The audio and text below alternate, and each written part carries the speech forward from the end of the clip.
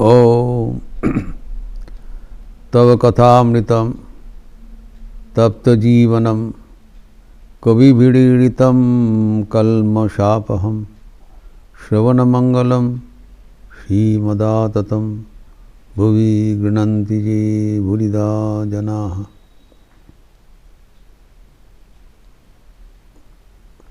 कर्मयोग का कथा चल रहा था।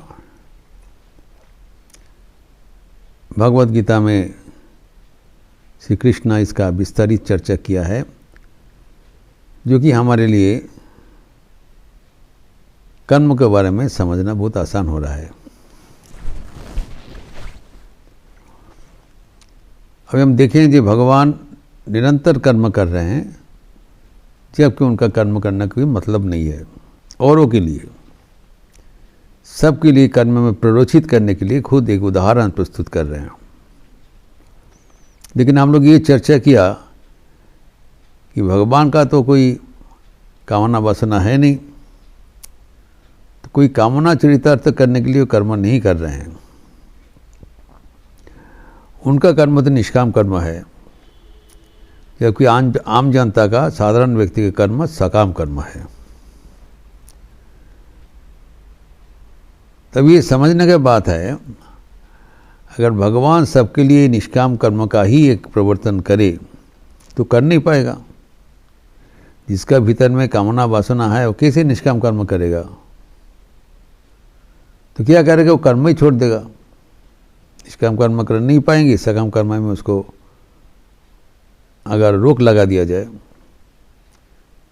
तो और भी उनका जो अनाज सृष्टि होगा। इसी तो सकाम है।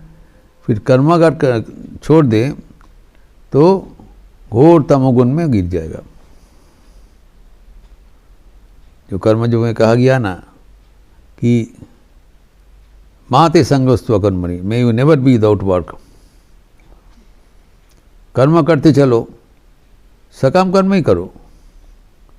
सकाम कर्म करते करते निष्काम कर्म में वो रूपांतरित हो जाएगा। चलते रहो। तो भगवान कैसे उनका दृष्टांत दे रहे हैं?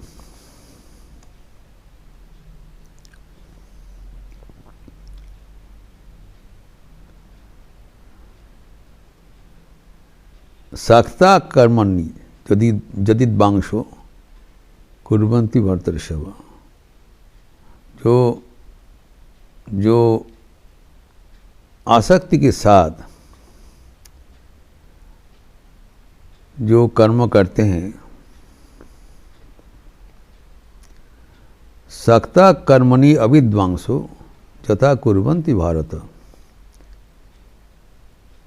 कुर्याद विद्या तदासक्त चिकीर्षु लोक संग्रम।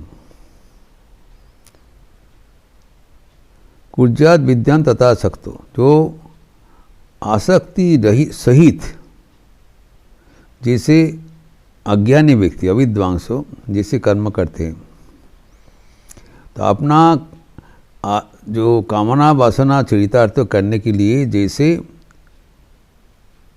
सकाम कर्म किया जाता है, आसक्ति युक्त कर्म किया जाता है, कुर्याद विद्याम सदासक्तो, जो विद्वान व्यक्ति है, ज्ञानी व्यक्ति है, उसी तरह वो निष्काम कर्म करेगा। Exactly same. वो कर्म देख के पता नहीं चलेगा। तो कारण उसको एक दृष्टांत स्थापन करना पड़ेगा। So one has to be completely attached to the work. जो सकाम जो कर्म कर रहे हैं उसको सफल, वो कामना पूर्ण करने के लिए कर्म सही ढंग से होना चाहिए, नहीं तो पूर्ण होगा नहीं। और जो निष्काम कर्मी है वो भी दिल लगा के वो कर्म करेगा। वो लगेगा, बाहर से दिखाई पड़ेगा, वो जैसे लगता है वो आसक्त व्यक्ति है, लेकिन वो आसक्त नहीं है, बिल्कुल अनासक्त है। लेकिन बाहर में दिखाई पड़ेगा आसक्त है। जैसे श्री माँ शारदा देवी का जो जीवन हम देखते हैं स्वामी शारदानंद जी कहते हैं এরকম आसक्ति कोথাও देखेनी, এরকম निराशक्तिও कोথাও देखेनी। माँ का जो जीवन है लगता है आसक्ति, लगता है आसक्त पूर्ण है। राधु का बिना एक मुहूर्त में रह नहीं पाए, लगता है इतना जुड़े हुए हैं। लेकिन जब प्रयोजन हुआ बिल्कुल निरासक्त हो गए। सब आश्चर्य हो गया, ताज्जुब हो गया कि राधु के बिना कैसे वो रह पाएंगे। फिर बिल्कुल मन से हटा दिया। ये उदाहरण जो आसक्ति के साथ जो रहते हैं, जो घोर अज्ञानी व्यक्ति है, वो जैसे आसक्ति के साथ रहते हैं, जो विद्यान्विति कर्म में वैसी आसक्ति के साथ कर्म करेंगे एवं कर्म करने के बाद जो उनका फल प्राप्ति होगा अपने पास नहीं रखेंगे। निरंतर कर्म करेंगे एवं पूरा मन बुद्धि लगा के कर्म करेंगे, लेकिन वो कर्म तभी निष्काम होगा जब उसका फल वो आपने नहीं रखेंगे।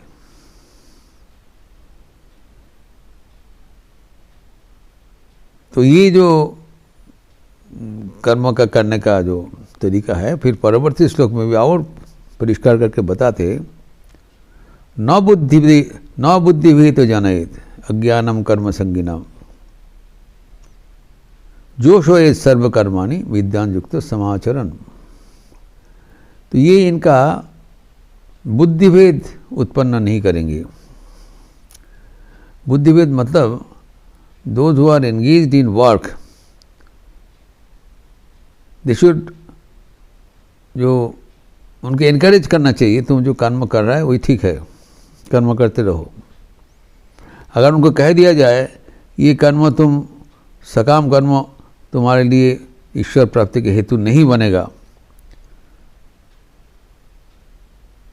तो तब ये कर्म भी छोड़ देगा और निष्काम कर्म करने के लिए भी वो असमर्थ है। तो फायदा क्या हुआ? जीवन स्तब्ध हो जाएगा। ये सकाम कर्म करते हुए उनका आगे बढ़ना चाहिए एवं धीरे धीरे वो निष्काम कर्म, एक मर्तबे तो नहीं होगा, बाय स्टेजेस। इसीलिए उसका बुद्धिभेद नहीं बोलना चाहिए। जो जहाँ पर है उसको वहाँ से ही आगे बढ़ा देना चाहिए।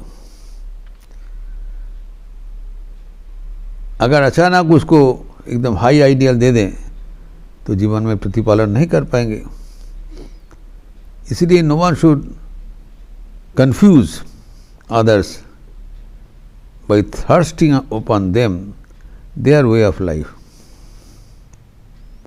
जो जहाँ पर है उसको वहाँ से ही आगे बढ़ा देने का प्रयास करना चाहिए। अगर बहुत ही उच्च आदर्श उसको ऊपर थोप दिया जाए वो तो ग्रहण नहीं कर पाएंगे, देयर विल बी डिजास्टर। तो ये जो भगवान का ये जो विचार है, कितने सूझबूझ करके भगवान विचार कर रहे हैं कि कारण उनका इच्छा है, उनका जो परंपरा है कि सबको कर्म में प्ररोचित करना, और आखिर में वो कर्म ऐसी ढंग से किया जाए ताकि वो उनका मुक्ति का कारण बने। भगवान नहीं चाहते हैं कि हम जो आसक्ति के सहित कर्म करें, लेकिन जब आसक्ति है, till it is dried up, till it is exhausted, the work should be continued। Work बंद कर देने से, कर्म बंद कर देने से हम तमोगुण का शिकार हो जाएंगे। तमोगुण डिग्रेड्स अस, रजोगुण हमें बंधन फंसा देते हैं, सत्वगुण हमें एलिवेटर्स, बंधन मोचन कर देते हैं। तो unless we go through the process of dynamism we cannot arrive at the poise, equanimity. ये अच्छी असली चीज़ है। जो हमारे भीतर जो कर्म प्रवणता है, कामना वासना है, इसको विचार के साथ एवं निरंतर कर्म करने के साथ उसको छोड़ देना पड़ेगा। और जब मन स्वच्छ हो जाएगा, निष्काम कर्मों के बारे में जो कहा जाता है, सच्चे हो जाने से जब मन निर्मल हो जाता है तब हमारा जो जीवन का लक्ष्य पूर्ण हो गया। इस आशय से भगवान भगवद गीता में बताया, जो निरंतर वो कर्म किया एवं आसक्ति के सहित, आसक्ति नहीं है लेकिन लगता है उसका आसक्ति है, तो साधारण व्यक्ति देखेंगे उसके कर्म में कितना लगन है, how sincere this person is. जब देखेंगे ये आदर्श सिंसियर पर्सन है, तब उनका जीवन अनुसरण करते हुए वो जीवन में सीख मिलेगा।